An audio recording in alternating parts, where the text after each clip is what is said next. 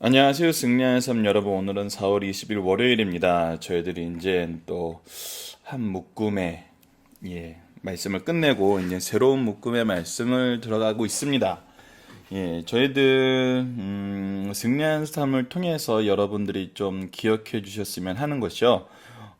구속사 성경의 특징이 바로 연속성과 통일성에 있다는 것입니다. 그래서 우리가 이 1장에서부터 4장까지의 내용이 또 이 내용이 반복적이면서도 확장되는 그 내용을 우리가 지금 확인할 수가 있게 돼요. 그래서 그 예수님께서 주시는 이 말씀의 특징을 우리가 4장까지의 내용을 잘 기억하시고 연결해서 묵상하시면은 더욱더 이 부분이 분명히 드러나고 우리가 정말 중심 주제와 내용을 먼저 큰 그림을 잘 파악을 한 다음에 각자 또 더 깊이 묵상할 수 있는 말씀으로 들어갈 수 있음을 다시 한번 여러분들이 기억해 주셨으면 좋겠습니다.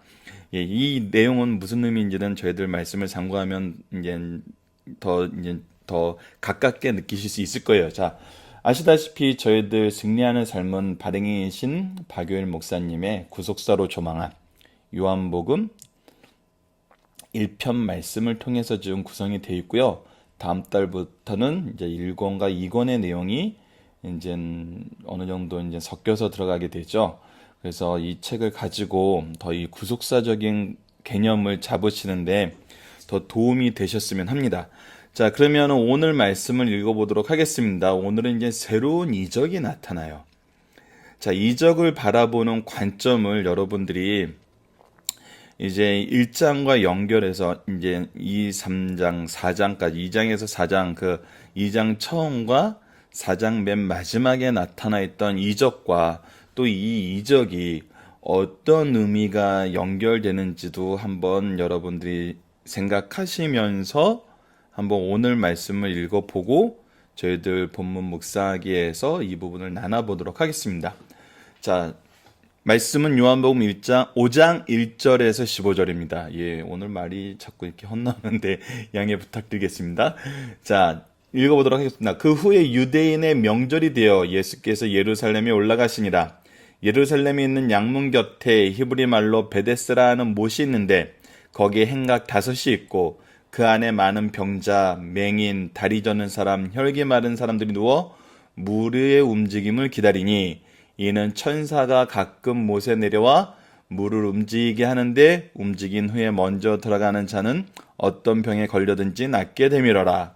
거기 38해 된 병자가 있더라. 예수께서 그 누운 것을 보시고 병이 벌써 오래된 줄 아시고 이르시되 내가 낫고자 하느냐? 병자가 대답하되 주여 물이 움직일 때 나를 못에 넣어주는 사람이 없어 내가 가는 동안에 다른 사람이 먼저 내려가나이다. 예수께서 이르시되 일어나 내 자리를 들고 걸어가라 하시니 그 사람이 곧 나아서 자리를 들고 걸어가니라. 이 날은 안식일이니라. 안식일이니 유대인들이 병 나은 사람에게 이르되 안식일인데 내가 자리를 들고 가는 것이 옳지 아니하니라. 대답하되 나를 낫게 한 그가 자리를 들고 걸어가라 하더라 하니 그들이 묻되 너에게 자리를 들고 걸어가라 한 사람이 누구냐 하되 고침을 받은 사람은 그가 누구인지 알지 못하니 이는 거기 사람이 많음으로 예수께서 이미 피하셨습니다. 그 후에 예수께서 성전에서 그 사람을 만나 이르시되 보라 내가 나았으니 더 심한 것이 생기지 않게 다시는 죄를 범하지 말라 하시니 그 사람이 유대인들에게 가서 자기를 고친 이는 예수라 하니라. 자, 이제 말씀을 간단하게 한번 보도록 하겠습니다. 우리 요한복음에서는 독특한 그 구조가 있었는데 그 구성이라고 해도 되고 구조라고 해도 되겠죠. 그게 뭐냐면 바로 배경 설명이 있었다는 거예요. 배경 설명. 항상 이 배경 설명이 있고 그 다음에 예수님을 만난 사람이 나타나죠. 그래서 오늘은 오늘 말씀만으로도 볼 수 있는 거는 이제 예수님을 대면한 사람들의 반응이 나타나고 그거에 대한 예수님의 교훈이 구성이 되게 되죠. 자, 오늘도 이런 부분에선 동일한데 이제 오늘 말씀 엄밀하면 내일 말씀하고 된 게 있어 연결되기 때문에 연결해서 봐야 될 것 같습니다. 그래서 이 부분은 우선 배경이 나온다는 것 정도만 저희들이 요한복음의 독특한 서술의 특징이라는 거를 여러분들이 이해해 주셨으면 좋겠고요. 자, 우선은 배경을 보면은 이제 예수님이 예루살렘으로 다시 돌아가셨어요. 가나안 땅에서 예루살렘에 가셨다가 가나안 땅으로 사마리아를 거쳐 가나안 땅으로 오셨고, 이제 다시 배경은 예루살렘에 있는 양문 곁에 베스다라는 못이 이제 이곳의 배경이 되는 거죠. 그리고 거기에 누가 있었냐면 여러 명의 병자들이 있었어요.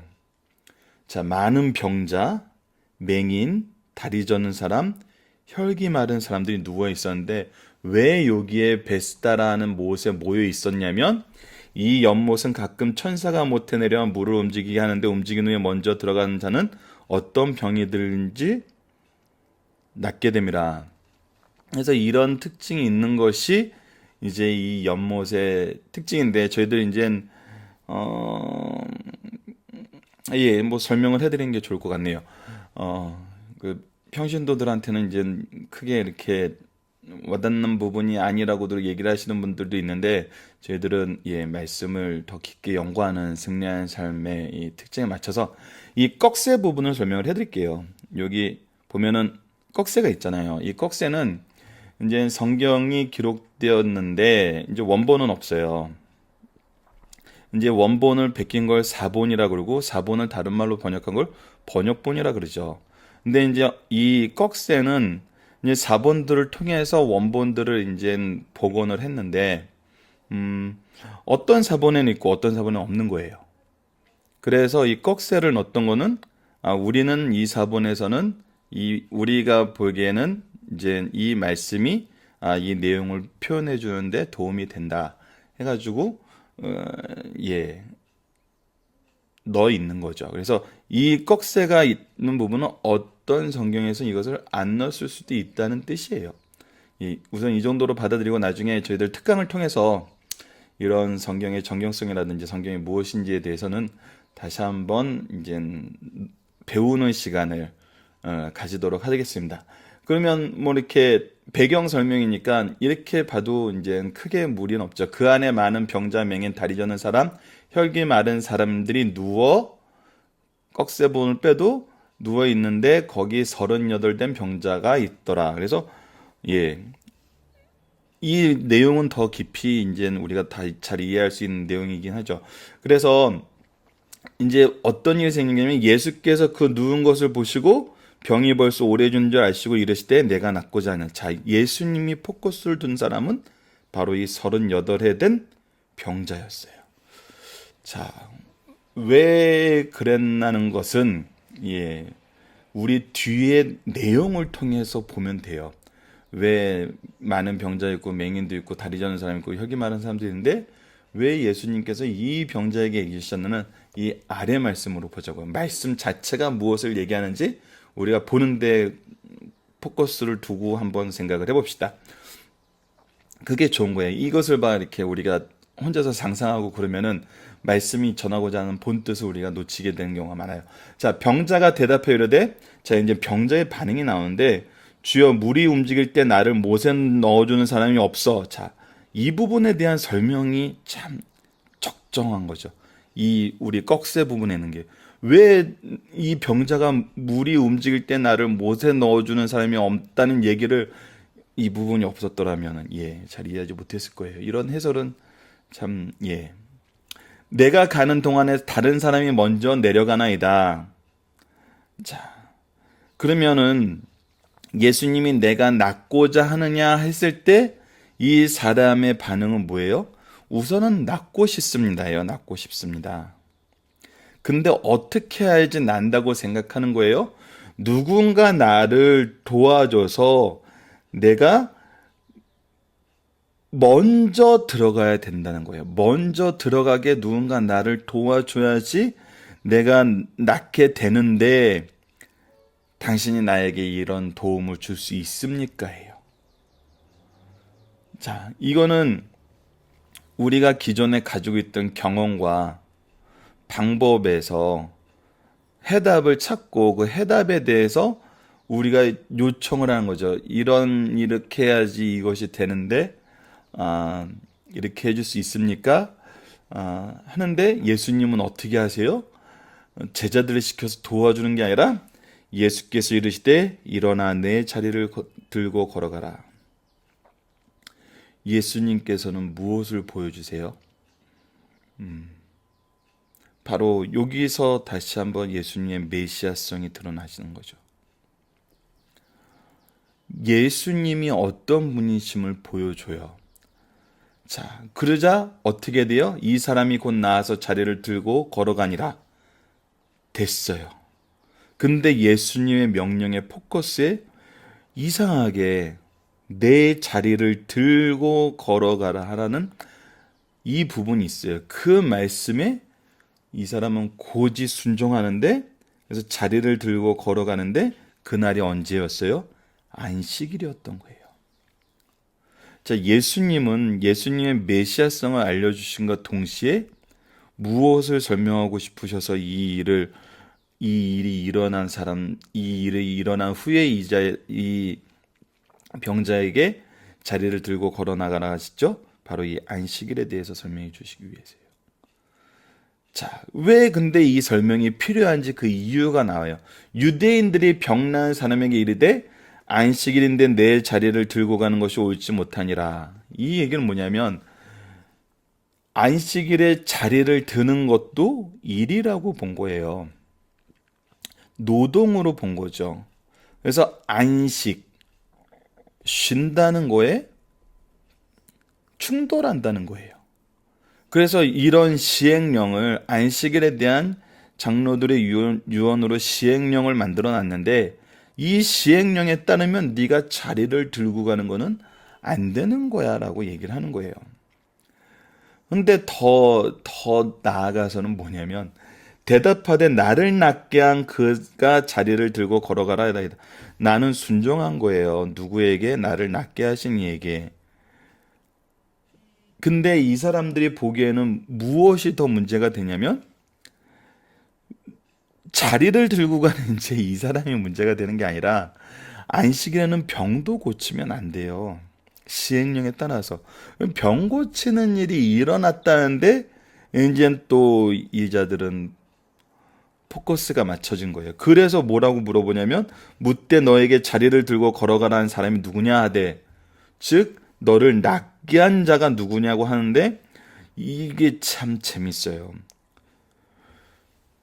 야, 너를 낫게 한 사람이 누구야 라고 얘기하면 이 사람은 이 병 고치는 거에 대해서 책망하고 책 잡으려는 것이 나타나요. 근데 그러면 너한테 자리를 들고 가라는 사람이 누구니? 라고 물어보면서 이 사람에게는 오히려 자기네들의 본 의도를 감추는 그런 질문을 하게 되는 거죠. 참 재밌어요. 고침을 받은 사람이 그가 누구인지 알지 못한 이는 거기 사람이 많음으로 예수께서 이미 피하셨습니다. 자, 예수님께서는 이 이적을 행하고 그 자리에 피하셨어요. 하지만 14절에 어떻게 나오냐면, 그 후에 예수께서 성전에서 그 사람을 만나 이르시되 보라 내가 나았으니 더 심한 것이 생기지 않게 다시는 뭐를 하지 말라? 죄를 범하지 말라 하시니라. 그래서 예수님이 결국 이 이적을 행하신 이유, 이 사람을 선택한 이유는 뭐였죠? 바로 이 14절 말씀이었어요. 오늘 이 부분은 이제 저희들이 묵상을 할 겁니다.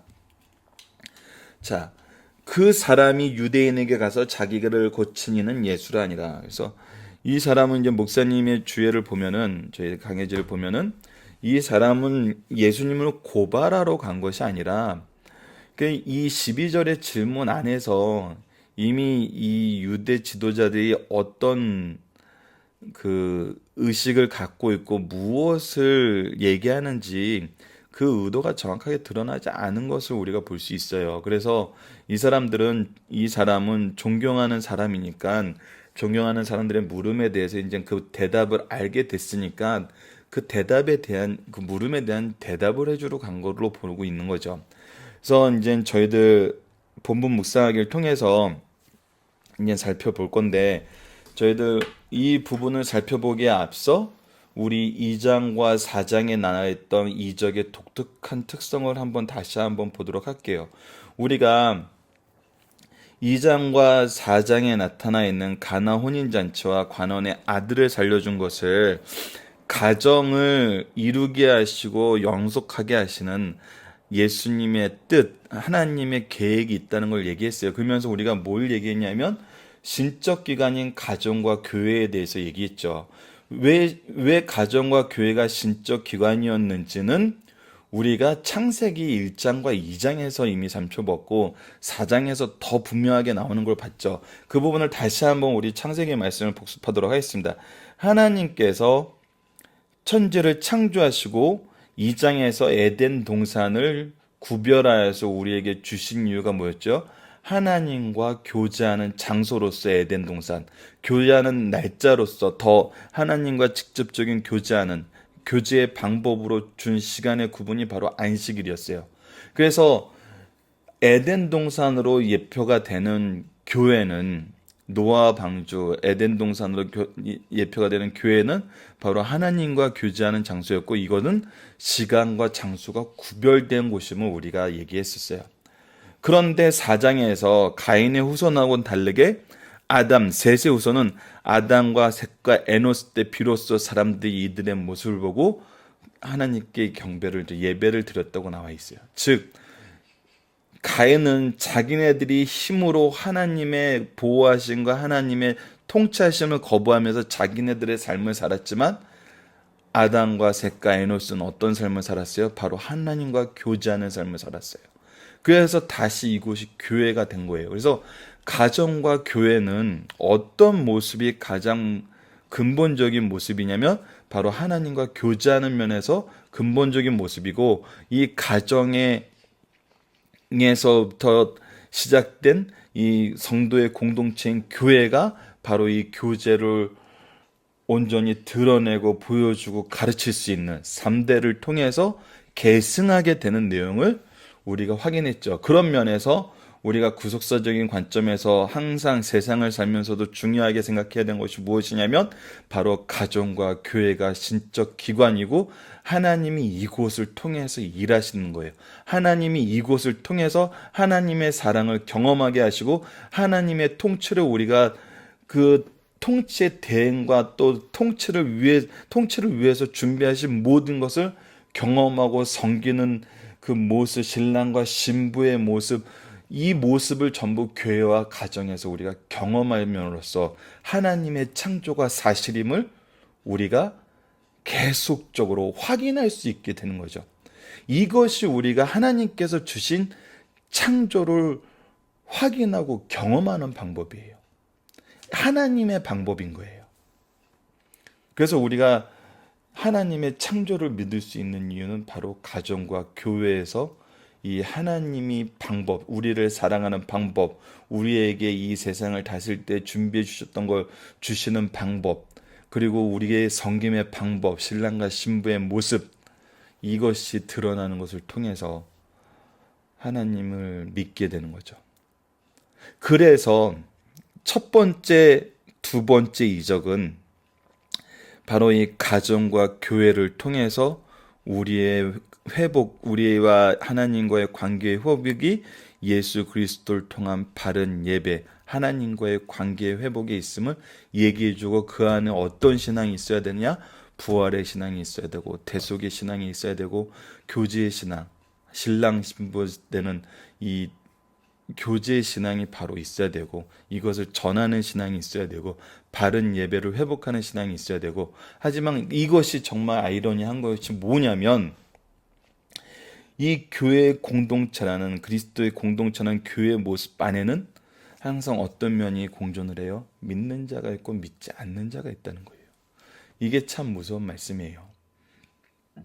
그렇다면 그래서 2장과 4장의 이적은, 이 이적을 통해서 나타났던 동일한 반응은 뭐였냐면 바로 기도와 순종과 역사를 통한 믿음이었어요. 자, 가나안 혼인잔치도 먼저 요청했어요.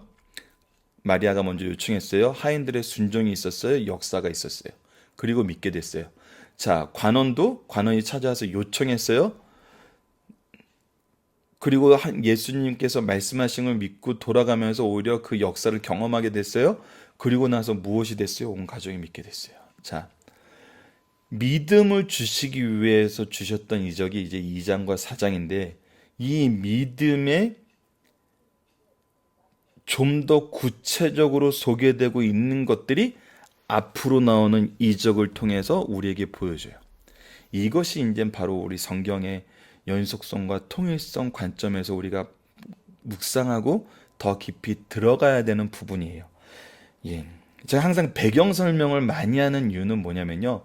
배경 설명을 잘 듣고 배경을 이해했을 때 이 말씀이 더 쉽게 이해가 되기 때문이에요. 그래서 이미 아시는 분들에겐 죄송합니다만 이제 배경 설명이 좀 길다는 것을. 그래서 아까 예수님께서 왜 이적을 행하셨느냐라는 그 질문에 대한 답이 바로 14절이라고 얘기를 했어요. 그래서 14절을 우리 좀 더 깊이 있게 묵상을 해볼게요. 그 후에 누가 예수께서 어디에 성전에서 누구를 그 사람을 어떻게 해요? 무엇을 해요? 만났어요. 자, 요 내용에서 참 재밌는 게 있습니다. 예수님께서 어떻게 하신 거예요? 그 사람을 만나러 찾아가신 거예요. 이 내용은 저희들 9장에서 동일하게 나타나요. 예수님께서 이 사람을 만나러 가셨다는 거에 우리가 무엇을 생각해야 되냐면 아직 예수님의 일이 끝나지 않았다는 거예요. 예수님의 일은 이 사람을 고쳐주는 걸로 끝난 것이 아니에요. 무엇이 있는 거였어요? 바로 죄를 범하지 말라. 죄의 문제를 지적해 주시고 이 부분에 대해서 해결을 해 주시는 것이 바로 예수님의 목적이었던 거예요. 자, 이 말씀을 통한 목사님의 주제를 보면 이 사람이 성전에 있었잖아요. 성전에 있었다는 것은 이 믿음이 있었다는 것을 얘기해요. 왜냐하면 그가 나음을 받고 그거에 대한 감사와 정결의식으로서 성전을 찾은 걸로 보거든요. 자, 이 사람의 행동은 참 좋아요. 그 좋은 모습 안에서도 예수님이 그 사람에게 주고자 하는 건 뭐냐면 바로 죄의 문제의 해결이에요. 우리가 동일한 것을 여러 번 경험할 수 있어요. 우리가 예수님을 만나서 예수님의 능력을 통해서 우리가 나음을 받고 문제에 대해 해결을 받고 강건함을 얻었을 때 우리는 그거에 대한 감사에만 포커스를 맞추게 되는데 그거보다 더 중요한 거는 뭐예요? 바로 이 죄의 문제에 대해서 우리가 해결을 받는 거예요. 누구를 통해서 이것을 해결받았다는 것을 우리가 알게 되는 거예요. 바로 예수님을 통해서 이 문제가 해결됐다는 것을 알게 되는 거예요. 그래서 죄에서 멀어지는 거예요. 자, 그래서 이 부분에 대해서 우리 이제 생각해야 되는 게 우리 지난주 가정 예배 그 관원의 아이가 병든 것을 통해서 왜 병듦에 대한 성경적인 가르침이 가정 예배 부분에 있어요. 그래서 혹시 가정 예배를 묵상하지 못하시고 가정 예배를 드리지 못하신 분들은 오늘 말씀을 보실 때는 꼭 이 가정 예배 보든 지난주 토요일 18일 가정 예배를 꼭 참조해 주시기 바라고. 보편적으로 인간의 병의 원인을 세 가지로 우리가 성경적으로 볼 수 있는데 첫 번째는 육신의 관리를 잘못해서, 두 번째는 그 사람이나 다른 사람의 죄 때문에, 이거는 9장에서 더 강하게 나타나죠. 나면서부터 보지 못했던 사람에 대해서 제자들이 물어보죠. 이 사람이 이 자기 죄 때문입니까? 조상들의 죄 때문입니까? 그래서 그 원인도 이제 성경적으로 있다고 얘기해요. 예수님은 뭐라고 대답하죠? 하나님의 영광을 위해서라고 대답해요. 그러니까 세 번째는 어떤 경우가 있는 거예요? 하나님의 영광을 위해서 병이 생기는 경우가 있어요. 그래서 우리가 이 병에 대해서 한 가지로 특정할 수 없어요. 하나님의 계획하신 하나님의 뜻이 있다는 것을 우리가 우선 알아야 된다는 거예요. 그래서 우리는 무엇을 하는 게 좋아요? 항상 간구하고 이 범죄의 문제에 대해서 예수님 앞에서 끊임없이 고침을 받는 게 중요한 거예요. 우리가 예수님을 믿는다는 것은 어떤 삶을 산다는 것을 얘기해요. 바로 이 죄의 문제에 대해서 예수님 앞에 예수님을 통해 구속의 은혜를 통해 해결받는 것을 얘기한다는 거예요. 자, 오늘은 이 내용을 통해서 이 정도로 하고, 예, 어차피 내일과 이제 계속 이 부분은 이후에도 계속 반복이 되기 때문에 마지막에 저희들 정말 또 10장까지 내용을 한번 정리한 다음에 한번 지난주에 2부 금요일 날 2부 했던 것처럼 전체 구조를 통해서 또 한편에 이제 그 구조를 통한 설교를 한번 나눠보도록 하겠습니다. 그래서 오늘은 이 부분에 대한 이 정도의 이제 내용으로 저희들 정리를 하고요. 이제 5장 전체에 대한 설명을 저희들 승리하는 삶에 이제 박윤열 목사님의 강해짐 내용을 적어놨어요. 그래서 이 전반적인 내용을 이해하고 가면은 더 우리가 잘 이해할 수 있어요. 전체 그림을 그리는데 굉장히 도움이 됩니다. 그래서 이 오늘의 본문의 중심 사상을 잘 기억하시는 게 좋아요. 지금까지 요한복음 본론 가운데 계시 활동의 초창기, 이게 이제 이 내용에 따라서 이 요한복음을 나누는 그 구분이에요. 그래서 초창기, 계시 활동의 발전기를 상고하였어요. 이제는 계시 활동의 충돌기예요. 자, 이 충돌기라는 표현이 참 적절하면서도 무서워요. 왜냐하면 우리가 지난주에 요한복음 4장에서 말씀이 정리되는 부분에 무슨 얘기가 있었냐면, 예수님이 고향에선 선지자가 높임을 받지 못한다, 존중받지 못한다는 얘기를 하고, 갈릴리에 들어와서는 예수님을 영접하는 사람들이, 유대인 중에도 영접하는 사람들이 있었는데 왜 영접해요? 예수님께서 예루살렘에 행한 것을 보고 영접해요. 자, 우리가 복음이 선포될 때, 복음은 정말 복된 말씀이에요. 정말 우리를 살리고 우리를 구원하기 위한 말씀이거든요. 하지만 무엇이 드러나요? 거기서 하지만 갈등이 드러나요. 내용은 동일하게 나타나요. 어떻게 나타나요? 이 말씀을 받아들이는 사람이 있는가 하면 받아들이지 못하는 사람이 있어요. 그래도 예수님은 어떻게 하세요? 그 말씀을 그대로 전하셨어요. 우리가 정말 전하는 사람 입장에서 있는 그대로를 전해야 되는데, 우리가 있는 그대로를 전하지 못하는 많은 이유가 뭐냐면, 바로 받아들이지 못하는 사람들을 달래기 위해서 복음을 온전히 바로 전하지 못하는 경우가 많아요. 하지만 그러면은 받아들일 수 있는 사람도 받아들이지 못하게 돼요.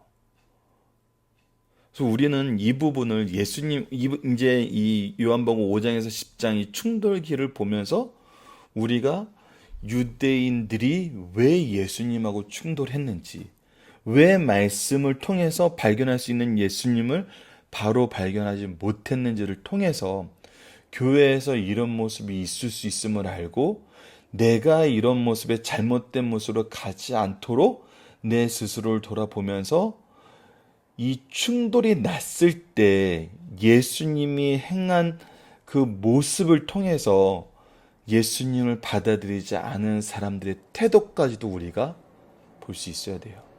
하지만 왜 무섭냐면, 받아들이지 않는 사람들의 결과까지도 말씀은 얘기하고 있기 때문에 무서워요. 이 내용은 유대 공동체에서 일어난 일이에요. 즉, 믿는다는 사람들의 모임에서 일어난 거예요. 그래서 우리가 두려운 마음으로 봐야 돼요. 자, 지금까지 예수님께서 주신 말씀과 행하신 이적들을 통해서 메시아성을 드러내셨고, 사람들이 그를 부른 호칭을 통해서 이 사실은 분명히 드러났어요. 예수님은 그의 신성을 선언하셨고, 그를 따르는 자들에게 순종하는 믿음을 요구하셨어요. 뭐요? 순종하는 믿음을 요구하셨어요. 자, 이제 예수님의 사제권과 신적 권위의 선언이나 복음에 대한 순종은 죄와 편견으로 가득 찬 백성에게 심한 거부감을 일으켜요. 이 복음이 누구에게 거부감을 일으켜요? 죄와 편견으로 가득 찬 백성에게 심한 거부감을 일으켜요. 이거 우리는 2장에서 예수님이 성전을 청결하게 했을 때 나타난 반응에서 이미 살펴봤던 부분이에요. 연속되고 있어요. 지금 말씀이. 특히 5장, 6장에서는 그 거부감이 어떻게 해서 치명적인 갈등 관계에 이르게 되었는가를 보여줘요. 죄송합니다. 왜 잘못 터치를 해서 넘어가 버렸네요. 왜 유대인들이 예수님을 죽이는 데까지 가게 되는지 보여줘요. 죄의 무서움을 보여줘요. 당시 상황을 살펴봅시다. 예수께서 신적 권리를 보여주시고 이미 신적 권리를 보여주셨어요.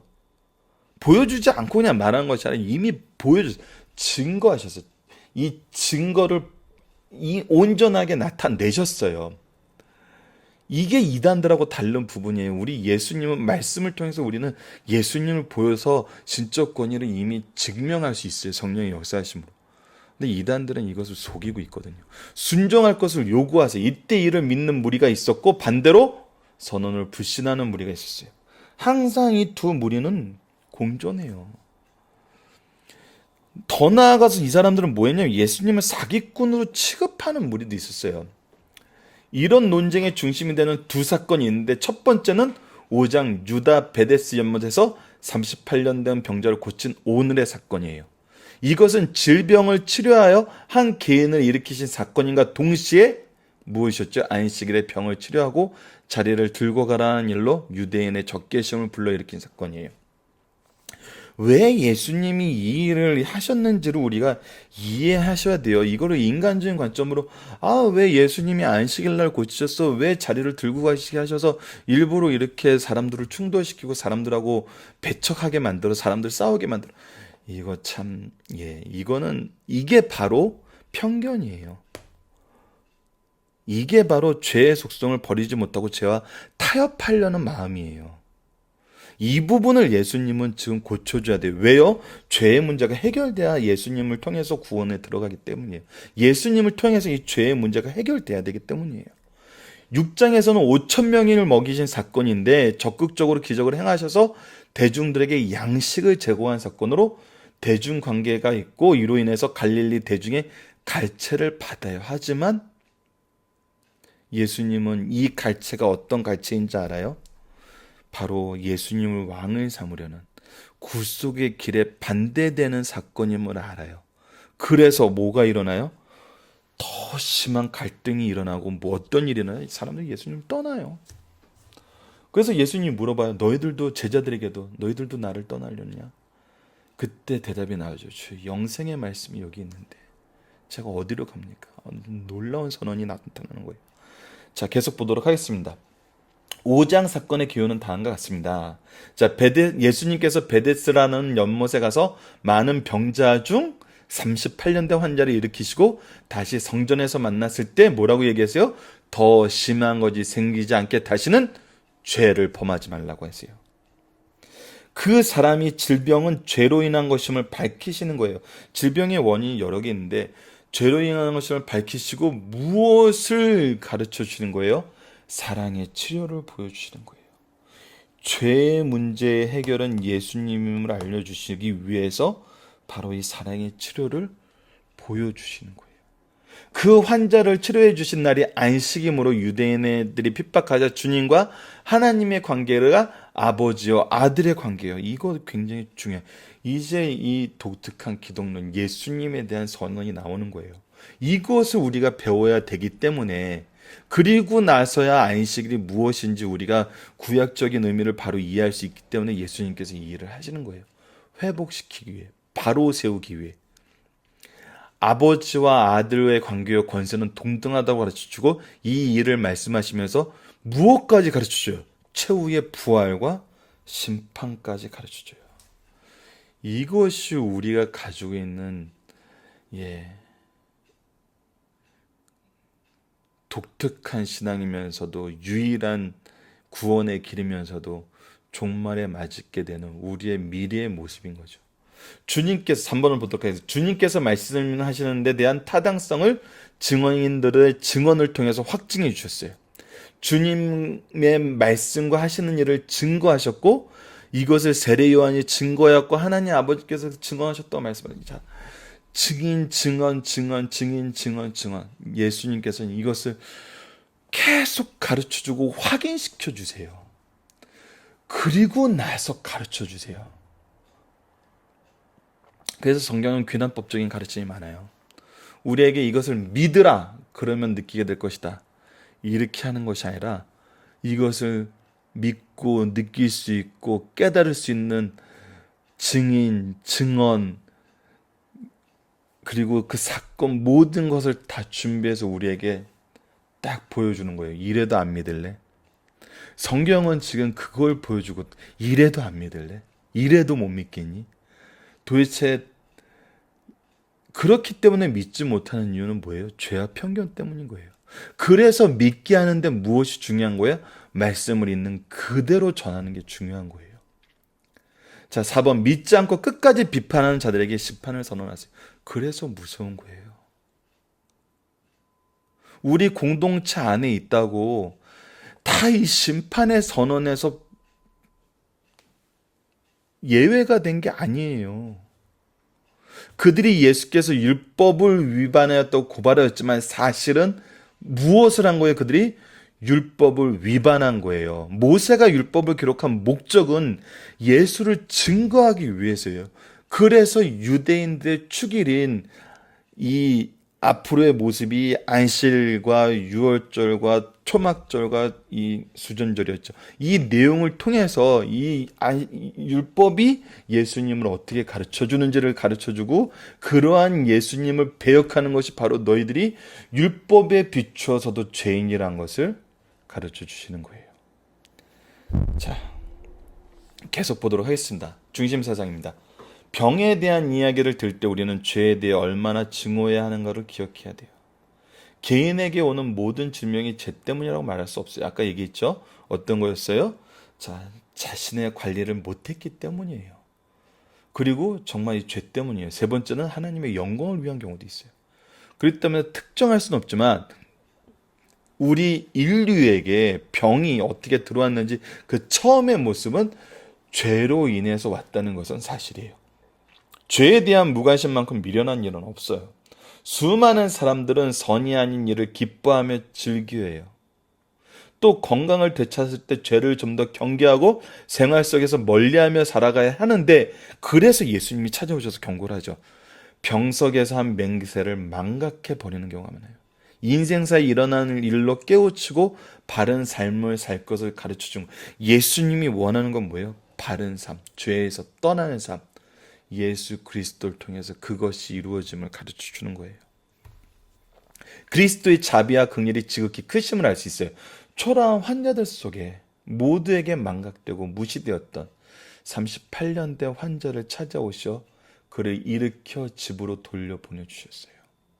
특히 이 사람이 죄로 인해서 이 병을 얻었음을 예수님께서 말씀해 주신 걸 보면은 이 사람은 나이가 굉장히 많은 것을 볼 수 있어요. 오랜 시간 가족들에게서 떠나 있었던 걸 볼 수 있어요.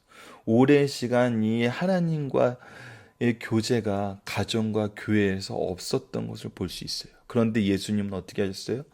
이 사람을 찾아오셔서 회복시키시고 돌려보내셨어요. 예수님이 누구시고 예수님이 무엇 하러 오셨는지를 보여주는 사건인 거예요. 우리 주님께서 베푸신 친절과 긍휼은 참으로 감사한 것이 주께서는 언제나 풍성을 가지고 우리 곁에 계시며 필요에 따라 공급하세요. 이를 보면 참된 그리스도인을 살 때 삶 속에서 두려움을 조금도 느낄 필요가 없다는 사실을 확인하게 돼요. 우리의 죄의 문제는 우리가 해결을 못해요. 하지만 누가 해결해 주셨어요? 예수님이 해결해 주셨어요. 그래서 우리의 삶 속에 두려움이 없는 거예요. 그리스도인들의 삶이 두려움이 없어서 세상을 이기는 이유가 바로 예수 그리스도의 풍성하신 사랑의 은혜의 대속에 있는 거예요.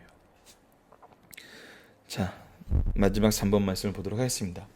안식일 주일을 철저히 지켜야 하지만 그날의 일을 하여도 범죄가 되지 않는 일이 있다는 거예요. 이 얘기는 무슨 얘기예요? 안식일에 대해서 바로 알아야 된다는 거예요. 여전히 우리는 잘 몰라요. 오늘 목사님의 지적은 더욱 우리의 마음을 아프게 해요. 그러나 유대인들은 안식일 정신에 위반되는 규례를 만들어 놓고 안식일에 해야 되는 거를 못하게 만드는 그런 규례를 만들어 놓고 그걸 범하면 안식일을 범하는 것으로 확대 해석했어요. 자기네들 죄를 져놓고 자기네들의 죄를 따르지 않으면 죄인이라고. 이게 죄의 특징이죠. 이에 대해서 예수님은 유대인들의 잘못된 규례 전통을 지적하시면서 안식일에도 하나님을 섬기는 일과 자비를 베풀 수 있다는 것을 보여주셨어요. 자, 이거예요. 이 문제에 있어. 근데 이게 이제 우리가 슬퍼하며 회개하며 돌이켜야 될 부분이, 이 문제에 있어 현대 그리스도인들은 옛날 유대인들과 정반대의 잘못을 범하고 있어요.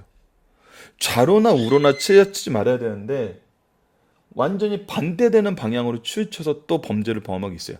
안식일을 지나치게 엄격히 지켜서 문제가 되기보다는 안식일 정신을 거의 잊어버림으로 문제가 되고 있어요. 역사적으로 안식일 정신이 없는 신앙은 생명력이 없어요. 왜요? 하나님이 천지 창조하신 그때부터 하나님과 우리의 방법이, 하나님의 방법이 가장 좋은 곳을 특정시켜 놨어요. 정한 시간, 정한 장소에서 하나님과 교제를 하는 거예요. 무엇대로? 하나님의 방법대로. 하나님을 섬기는 일과 자비를 베푸는 일로 이 교제의 모습을 회복하라는 거거든요. 근데 이것이 없으면은, 이것이 없는 신앙은 생명력이 없다는 게 이미 지금 성경 전체 역사, 그 이후에 성경이 완성된 이후에 교회사의 역사에서 이미 너무나 잘 보여주고 있어요. 현대 크리스찬의 위기는 뭐예요? 말씀이 바로 선언되지 않자 이 안식일에 대해 또 바로 배우지 못하는 거예요. 그리고 나서 괜찮다고 생각하는 거예요. 나의 죄와 타협하고 나의 편견으로, 선입관으로 신앙생활을 해버리는 거예요. 동일한 문제에 우리는 봉착돼 있어요. 방향은 다르지만 이거에 대한 해결 방법은 동일해요. 뭐예요? 말씀을 통해서 예수 그리스도를 통한 하나님의 뜻을 순종하는 걸로 회복하는 거죠.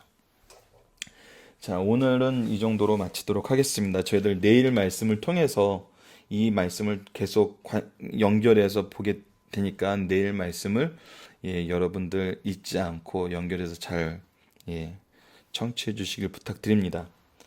오늘도 시간이 너무 오래됐네요. 죄송하게 됐습니다. 자, 말씀을 기초로 기도하기를 통해서 마치도록 하겠습니다. 하나님, 예수님의 삶을 보면서 우리가 정말 관심을 가지고 바로 행해야 하는 것이 무엇임을 다시 확인하게 됩니다. 하나님의 의를 몰라 열심으로 자기의 의를 세우던 죄에서 벗어나게 하시고 오직 하나님의 일, 영적인 양식, 참된 안식을 누리는 하나님의 자녀가 되게 하여 주소서. 예수님 이름으로 기도드립니다. 아멘.